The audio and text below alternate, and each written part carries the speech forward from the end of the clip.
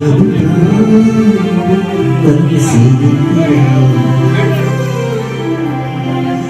गंगा जी का तट हो, यमुना देखिए महाराज, ये घोर कलयुग है और इस घोर कलयुग में जीव सारे असुर स्वभाव के हो गए हैं और उसका दुष्परिणाम यह है कि क्लेशों से हमेशा भयाक्रांत रहते हैं। ऐसे जीवों का कल्याण कैसे होगा? देखिए महाराज, आप तो हमें कोई ऐसी कथा सुनाइए जो पवित्रों को भी पवित्र कर देने वाली हो। श्रेयसाम यद भवे श्रेयः पावनानां च पावनम् कृष्ण प्राप्तिकरं सस्वत साधनं तद्वदाधुना। आप हमें कोई ऐसी कथा सुनाइए जो पवित्रों को भी पवित्र कर देने वाली हो और जिस कथा को सुनने के बाद में सदैश्वर संपन्न योगेश्वरेश्वर लीला पुरुषोत्तम भगवान श्री कृष्णचंद्र जी की शीघ्र जल्दी से जल्दी हमें उनकी भेंट हो जाए, उनकी प्राप्ति हो जाए, हम उन्हें प्राप्त कर ले। आप कोई हमको ऐसी कथा सुनाइए। देखिए महाराज, संसार में यदि किसी को चिंतामणि मिल जाए तो चिंतामणि का यह वैशिष्ट्य है कि उसके सामने आप जिस वस्तु का चिंतन करोगे तो वो वस्तु आपको प्रदान करा देगी। और कल्प वृक्ष का यह वैशिष्ट्य है कि उसके नीचे बैठ करके जिस वस्तु का, अरे स्वर्ग की संपत्ति को देने में भी कल्प वृक्ष सामर्थ्य जुटा सकता है, पर चिंतामणि और कल्प वृक्ष में यह सामर्थ्य नहीं है कि वो भगवान को प्रकट करके दिखा दे या भगवत साक्षात्कार करा दे। चिंतामणिर्लोक सुखम सुरद्रोह स्वर्ग संपदम प्रयच्छति गुरुः प्रीतो वैकुंठम योगी दुर्लभम। हे महाराज, चिंतामणि और कल्प वृक्ष में ये सामर्थ्य नहीं है कि वो भगवान को प्रकट करके दिखा दे या भगवत साक्षात्कार करा दे। ये सामर्थ्य यदि किसी में है तो केवल सद्गुरुदेव भगवान की कृपा में, छाया में है। अगर गुरुदेव भगवान आपके ऊपर प्रसन्न हो जाएं तो वैकुंठम योग दुर्लभम, योगियों के लिए भी जो दुर्लभ वैकुंठ है वो बड़ी सहजता से हमको आपको प्राप्त हो सकता है। कब? जब गुरुदेव भगवान की कृपा हो जाए। इसलिए अपने अयोध्या में कहते हैं, गुरु मेहरबान तो चेला पहलवान। अरे गुरुदेव भगवान की कृपा हो तो चेला का क्या कहना है भैया? तो यही बात श्री सौनक जी कहते हैं कि हे सुत जी महाराज, चिंतामणि के सामने जिस वस्तु का चिंतन किया जाए तो वो उस वस्तु को प्राप्त करा देती है।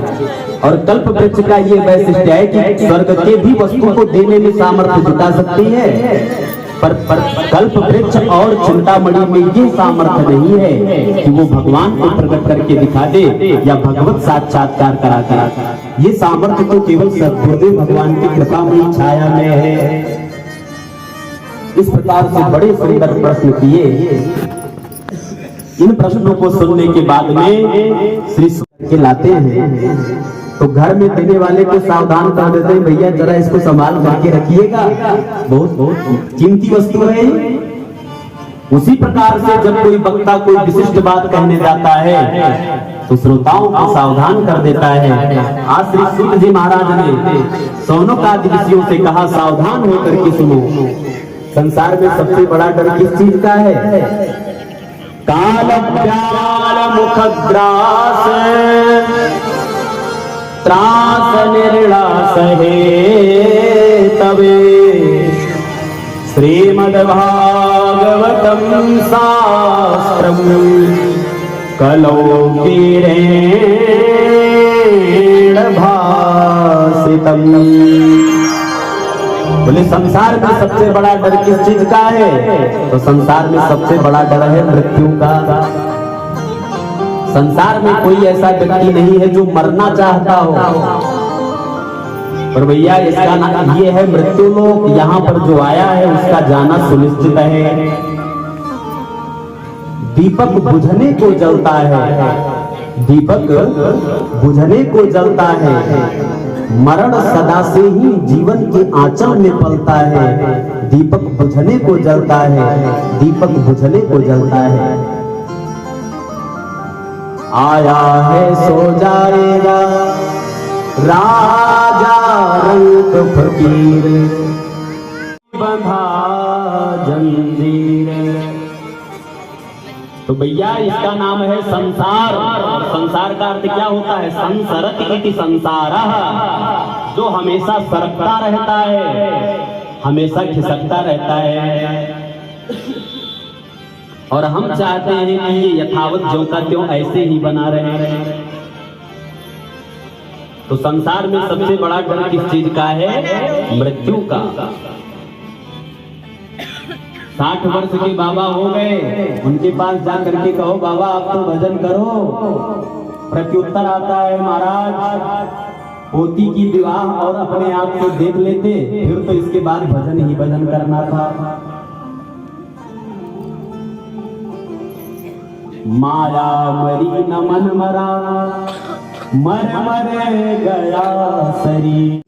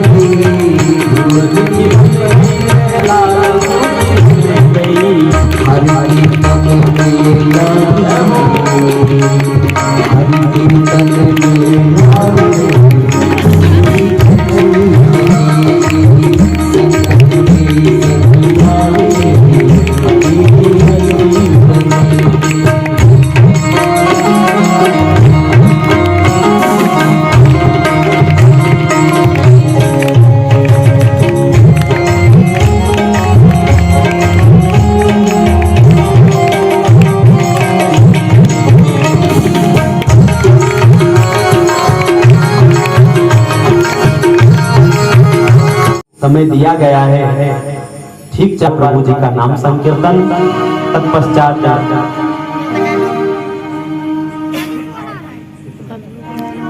तत्पश्चात भागवत भगवान की आरती गाई जाएगी और प्रसाद लेकर के ही आप लोग यहाँ से पधारे। राम जय जय श्री राम, जय श्री राम।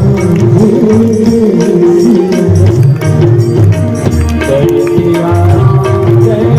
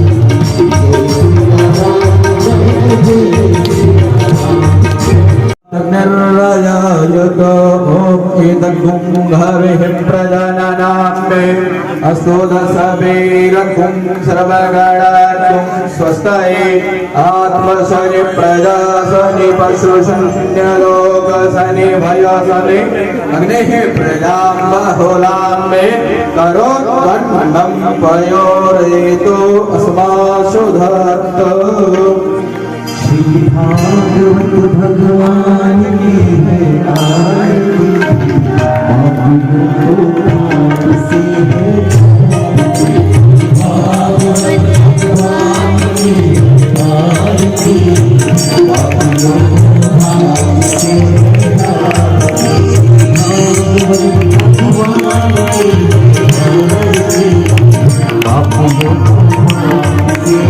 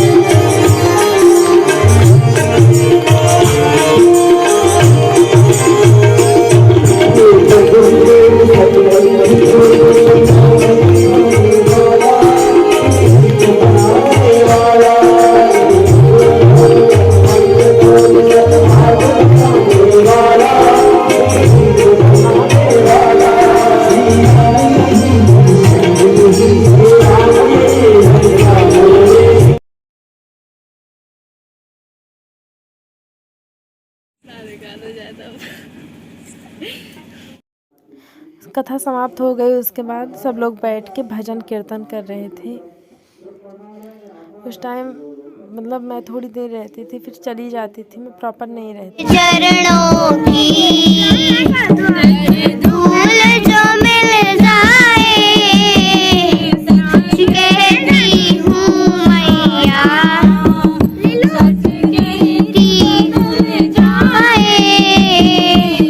हमारे चरणों की बड़ा चंचल है,